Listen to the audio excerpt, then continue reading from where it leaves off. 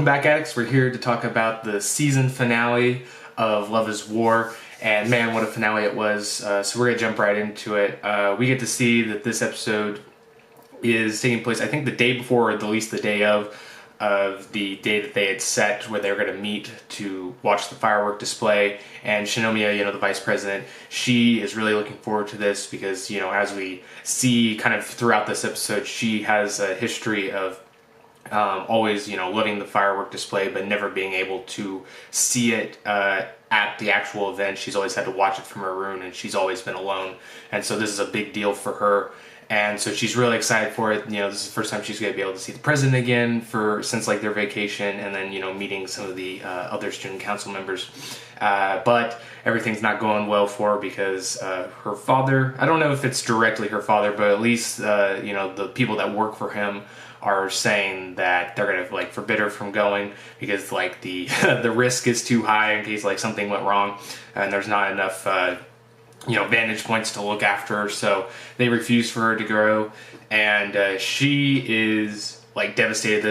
Which, by the way, the episode takes a more serious tone for most of the episode, and we get to see that the maid's trying to help her out, and she ends up actually being the biggest bro of this probably entire show, because we get to see that the Twitter account that was mentioned, I believe, in the last episode actually makes a big, not a huge impact, but I guess you could say it sparks all of the rest of the events, because the maid sends out a tweet from her Twitter account, not directly, but subtly hinting about I really wanted to go and I'm devastated. And of course, Miyuki, the president, is following the Twitter. We see him follow the Twitter, and he basically reads the gist out of this message, and so we get him on the way to basically rescue Shinomiya from her captive state. And the maid, kind of gives this inspirational speech to Shinomiya, boosts her up, and tells her that, she has a plan to sneak her out. So the maid actually helps her break out, and we get to see that when she breaks out, the maid actually, I guess, is her doppelganger to throw off the people that are trying to keep her at the house. And so Miyuki also sees this, and so he kind of figures out the gist of what the plan is, and so he's trying to meet up with Shinomiya. And we even get a moment where she's trying to get to the firework display, and she has help from one of the ramen kings. I don't think it's the same ramen king we saw in the last episode, but it's just one of the other ones, which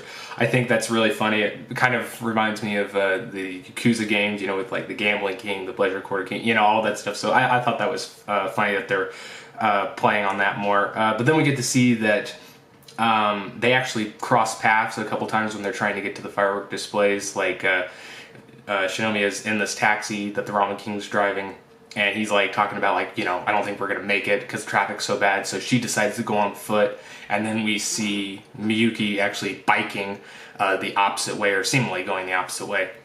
And so they have that tension there, and then you get to figure out that Shinomiya finally gets there, and the firework display is over, and so she's again devastated that she wasn't able to spend it with the people close to her, which I think is great because, as she's trying to get here, they're highlighting that, or at least she's inner monologuing to herself that, out of this entire vacation, she doesn't need romance, she doesn't need a love story, she just needs to be with the people she most cares about, which I think does a great job of giving you a satisfaction ending for the end of this episode and as the the first season in general.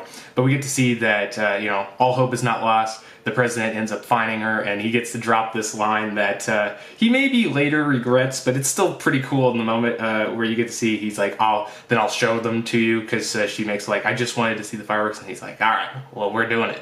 And so he takes her, and then they meet up with the secretary and Ishigami, and they book it with the help of the ramen king to this other firework display that doesn't end until an hour later.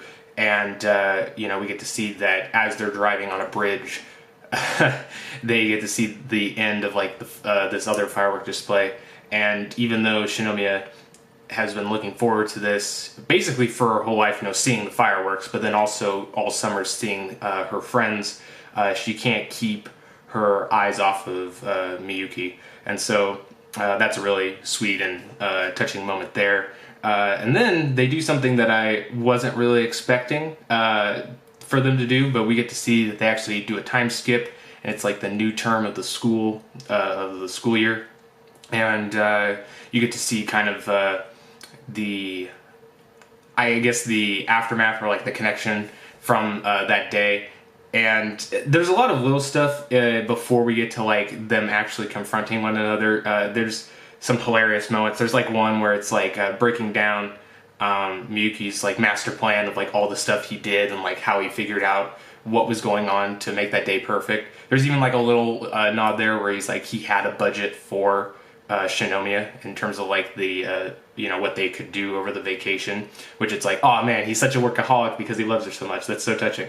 But then you get to see also this like dog fight type sketch where they're trying to connect with one another, but she's like overly not attractive, because she's always been like that, but she has this new admiration about him, but it's making it hard for her to connect with him directly, like even talk to him. And then he has this great moment where he's like, oh man, looking back, that was so cringy what I said all these terrible lines, like she probably thinks I'm pathetic. And so that's making it hard for them to contact. So they have the whole like plains dog fight scenario as like a way to mimic that, and you even get to see the secretary and Ishigami, like since they're interrupting with them connecting, they're getting shot down like one after another. Shinomiya like kicks them out of the room until it's just Shinomiya and the president left. And I think this comes really close, but I think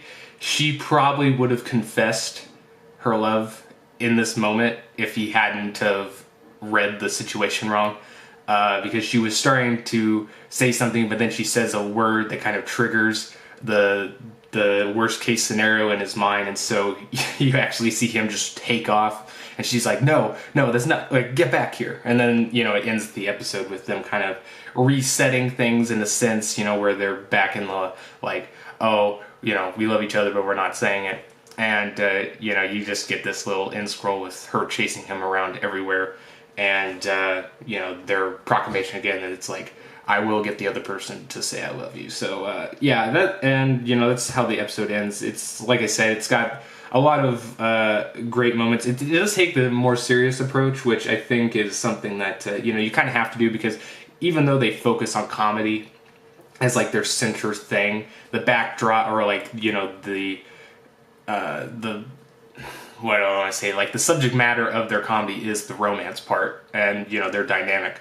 So they have to kind of spin some way in a believable way of what that relationship is and how it's going to tell. So I think they did that really good with the serious approach. It definitely fakes out a lot of people with like how it's going to end. And I did like though that they saved their comedy till the end, and I think it works really well. I think some like the dog fight thing is probably one of my favorites.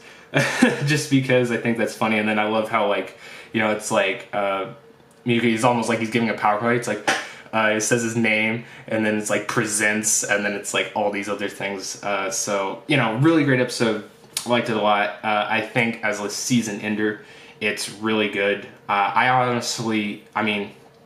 think it's we've had some really good shows this season, even ones that kind of leaked in the background, but I think this might be my favorite show of the season, just because I love so much of the entire show. I think every episode brings something that you're going to find amusing or entertaining, and I think this leaves it a way where they're progressing forward, but it's still going to have the same formula, or at least at the beginning when they come back, which I'm obviously expecting that they're going to come back for a second season, which leads me to really like it. I'm not going to go into too much detail, in terms of like what I thought and, overall, because we're going to do a video review of the entire season as a whole. But just looking at this episode by itself, I really did enjoy it. And if you guys haven't seen it, you should definitely go check it out, because I think it's a great way to end it, but still leaving it open. One of the things I was actually surprised about, this is the final thing I'll say in closing, is that, we actually get to see progression of time forward, which I think is not very much seen in like sketch-based shows. You know, we're seeing that they're progressing through their school life, so I'm curious to see if they're going to play on that a lot, or if it's just going to be like, oh, you know, they're constantly going to be in school, but we're just going to, you know, make it look like time's passed so we can touch on, you know, different, you know, whether it be events in the year or, you know, like different aspects of like their school life. So I'm curious to see how that, you know, plays, because I don't know how Japan does their schooling, but, you know, I would assume they're pretty close to being done now. At least the president and the vice president. So, but anyway, I'm going to shut up. Really like the episode. You go check it out. I didn't even use the rest of the pictures in my PowerPoint. Wow, how pathetic of me, right? This that one's great. That's when he's telling her like, I'll show them to you, and of course you get that moment. Yeah, that's great. That's all she could say to him in that one scene. But anyway, I'll see you guys next time. We will be back for the season 1 review, so check that out, because that's what we'll be doing for Love is War. And who knows, I might check out more stuff in terms of the manga realm for this show.